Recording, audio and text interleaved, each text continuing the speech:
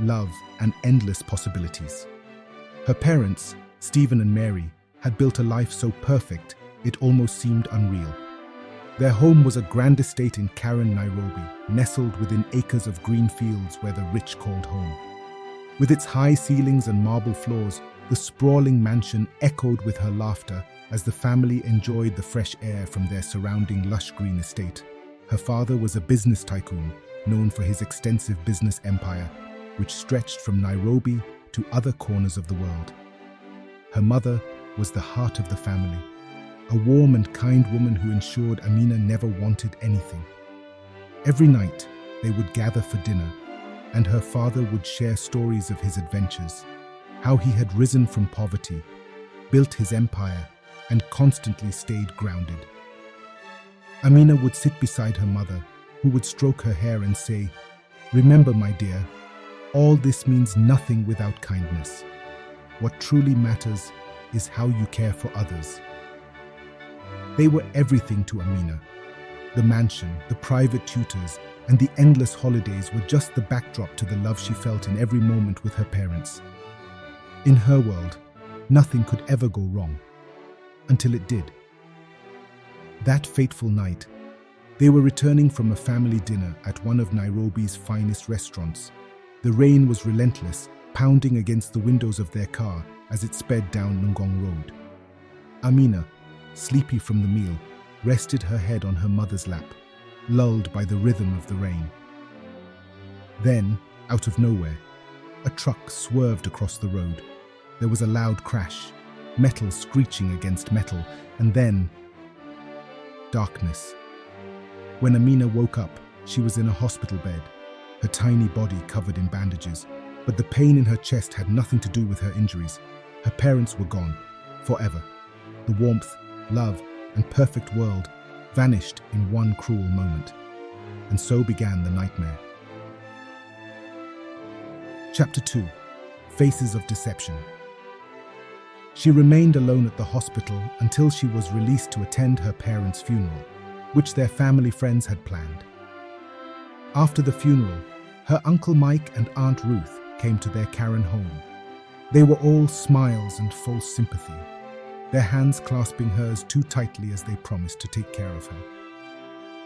The extended family met to discuss who would now care for Amina, as she was now an orphan and needed a guardian. Susan, Amina's grandmother, offered to take care of her. But this was met with criticism from Mike and Ruth, who argued she was too old to care for a child. It was then decided that Amina would be under the care of Ruth and Mike. "We'll be your new family now," Ruth said, her voice sugary sweet, but her eyes cold and calculating. "We'll make sure you're well looked after." Amina, still in shock, barely registered their words. All she could think about was the last time she had seen her parents, the warmth of her mother's hands, the sound of her father's laughter. Everything had been ripped away from her. When Mike and Ruth brought her to their home, she quickly realized that their promises were nothing but lies. Their house was a small, cramped place in Nairobi's Eastlands, a stark contrast to the luxurious mansion Amina had once called home. But it wasn't the house that unsettled her, it was the coldness. The love that had surrounded her with her parents was gone. Here, there was only cruelty. Ruth and Mike rented out the house Amina's parents left for her in Karen in Nairobi, saying they would use the money to fund her education. However, this was not to be the case because all the money was wasted on alcohol by Mike and expensive designer clothes by Ruth as they lived a flashy life. They even stopped working as Amina's monthly upkeep kept coming from some of her parents' properties. Things got worse with time as she would often be left alone at home without food. Mike and Ruth had 2 children, Grace and Tim. They attended the best private schools in Nairobi, wore designer clothes, and lived as though Amina's presence was a minor inconvenience. While they got everything they wanted, Amina was given the bare minimum, an attic room with no windows and a thin mattress. Amina cried every night when she remembered her life with her parents. It became even more painful because Ruth and Mike only took her for the financial gain they would get. "We're doing our best," Ruth would say every time Amina mustered the courage to ask for something, a new pair of shoes or just a little kindness. But Amina quickly learned that nothing she said would change how they treated her. Tim and Grace would get anything they requested, while Amina would be uncared for. Amina was sent to a public school, a stark contrast to the elite education she had received before. Her classmates mocked her, whispering about how the daughter of millionaires had fallen from grace. She kept her head down, knowing that if she complained to Mike and Ruth, it would only make things worse. Her school uniform became old, and she was forced to take it to a tailor for repair. Other children at school would often laugh at Amina's old uniform, which was full of holes. It even reached a point where teachers fundraised to buy her a new set of school uniforms. At home, things were even bleaker. Amina became the housemaid, forced to clean, cook, and look after her cousins while Ruth and Mike lounged in their living room. Every day, she scrubbed floors until her hands bled, washed clothes, and made meals, only to be scolded if anything wasn't perfect. After all the work, she would be denied food, which she had cooked herself, and neighbors would often help her out during meals as she shivered from the cold outside the house while the other had meals. This was once reported to the police by the neighbors, but Mike quickly bribed them and nothing was done. The case didn't even make it to children's services. She would often be scolded when she got Mike and Ruth in trouble with the people around them, especially the neighbors who frequently heard Amina shout at night. "You think you're too good for this?" Ruth would sneer. "This is your life now, Amina. Get used to it." Amina learned to stay silent and endure. But every night, as she lay in her tiny attic room, she would cry herself to sleep, the memory of her parents fading with each tear. She questioned why she did not go with her parents as they had left her to suffer. She hated her life for all the suffering and pain. Chapter 3. Silent cries. In the dark years passed, and Amina's suffering only grew worse. By the time she turned 14, the cruelty of her relatives had become unbearable. They had stripped her of everything that once made her feel human.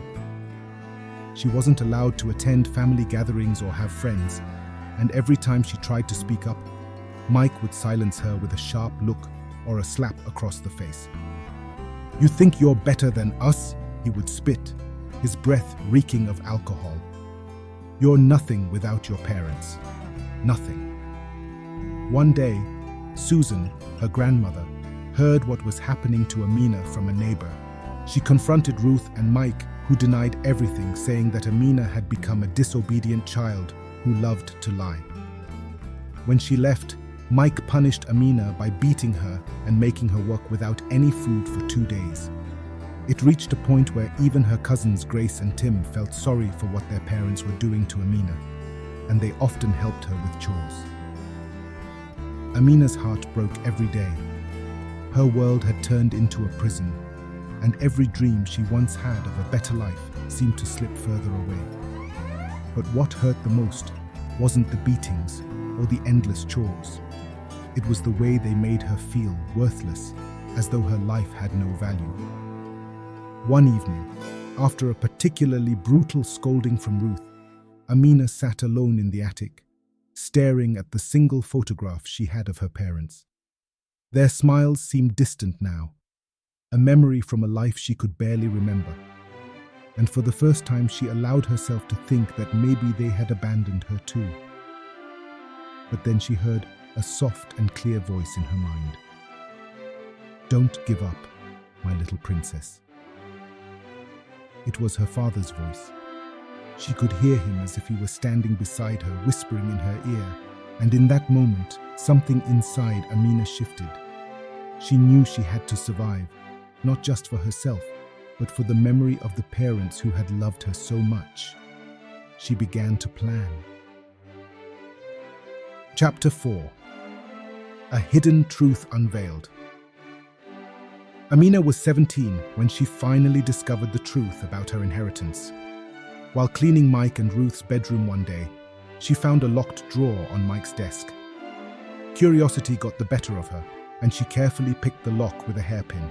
Inside were documents, bank statements, property deeds, legal papers. And there, at the bottom of the stack, was a letter addressed to her. Her hands trembled as she opened it. "My dearest Amina," the letter began, written in her father's familiar handwriting. "If you are reading this, it means something has gone wrong. But know this: everything your mother and I built is yours. All the properties, companies, and wealth belong to you.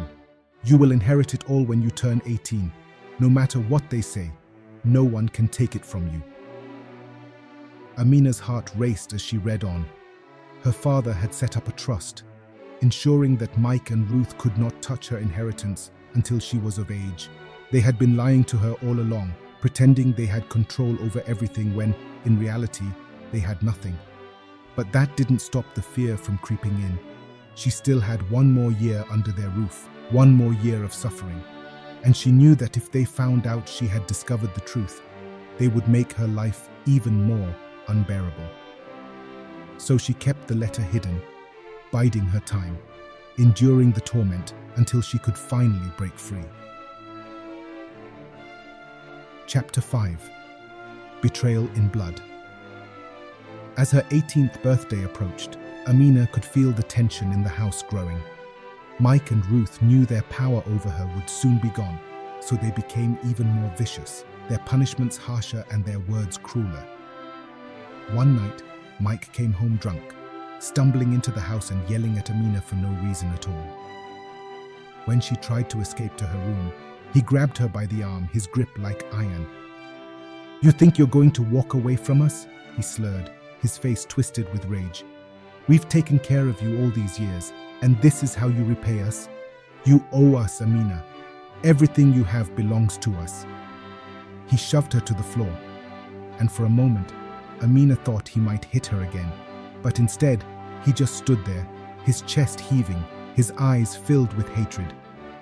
Amina crawled back to her attic, tears streaming down her face, but there was no fear this time, only anger. The following day, she packed her things. Chapter 6. The Freedom. On her 18th birthday, Amina walked into the office of Mr. Joseph Kamau, the family lawyer her father had trusted. With the letter from her father in hand, she told him everything: the abuse, the lies, the suffering she had endured for the past 8 years. Mr. Kamau listened, his face sad, and then, with a single phone call, he changed her life.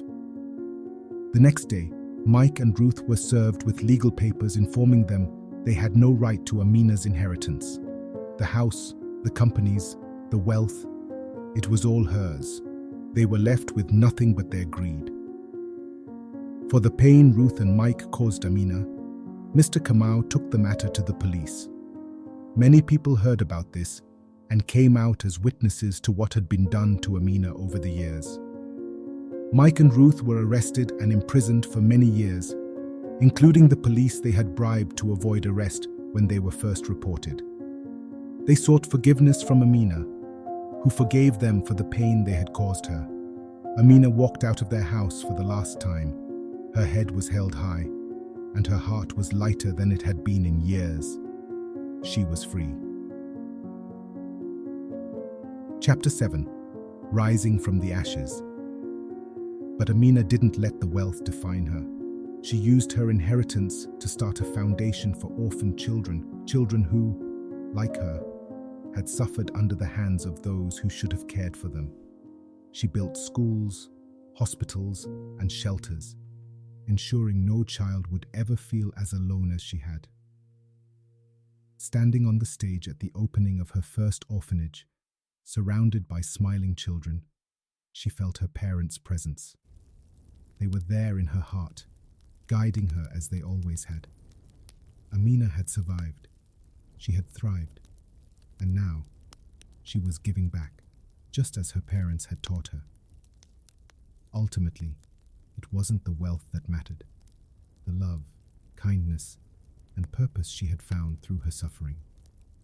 She had become everything her parents had always hoped she would be. For the first time in years, she knew she was truly home. Amina led a purposeful life, changing the lives of others, especially the less fortunate. She contributed to making the world a better place. Thanks for your support. Please subscribe.